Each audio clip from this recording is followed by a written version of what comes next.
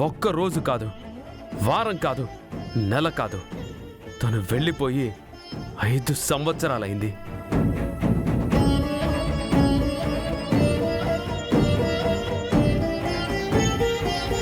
ఎందుకు వెళ్ళిందో తెలీదు, ఎక్కడుందో తెలీదు,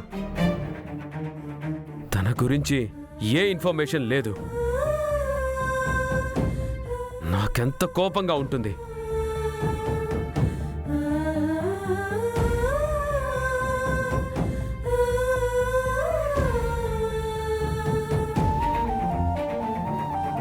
చెప్పా పెట్టకుండా వెళ్ళిపోయేంతగా నేనేం తప్పు చేశాను?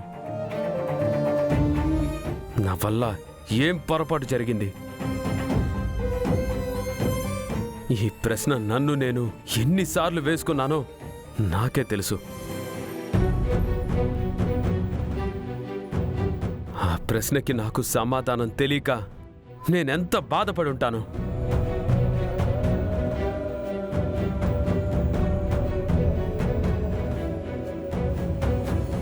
వద్దు రాథోడ్, బండితి వెళ్ళిపోదాం. పదండి పిల్లలు. డాడ్,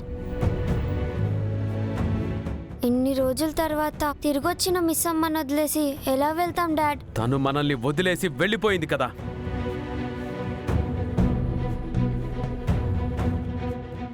ఎందుకు వెళ్ళిందో, ఎక్కడికి వెళ్ళిందో, ఎందుకు వెళ్ళిందో ఎక్కడికి వెళ్ళిందో అడగండి డాడ్. మిస్ అమ్మ కనిపిస్తే అడుగుతాను అన్నారు కదా, ఇప్పుడు అడగండి.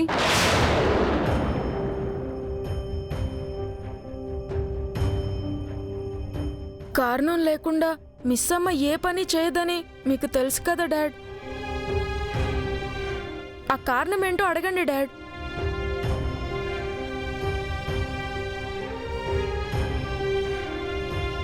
మిస్ అమ్మ ఎప్పుడు అలా చేయలేదు కదా డాడ్. మమ్మల్ని బాగా చూసుకుంది కదా. ఈ ఒక్కసారికి మిస్ అమ్మని క్షమించండి డాడ్. తను మీతో కూడా చెప్పకుండా వెళ్ళిపోయింది. అలాంటి దాన్ని క్షమించమంటున్నారా?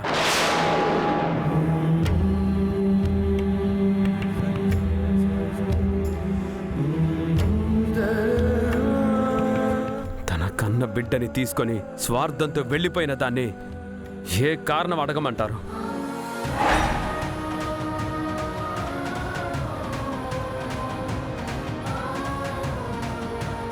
వెళ్ళేటప్పుడు ఒక లెటర్ రాయలేదు. వెళ్ళిన తర్వాత ఒక ఫోను చేయలేదు.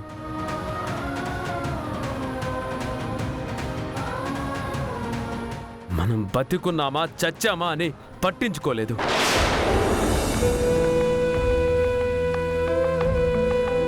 అలాంటి దాన్ని ఏం అడగమంటారు? ఎలా క్షమించమంటారు?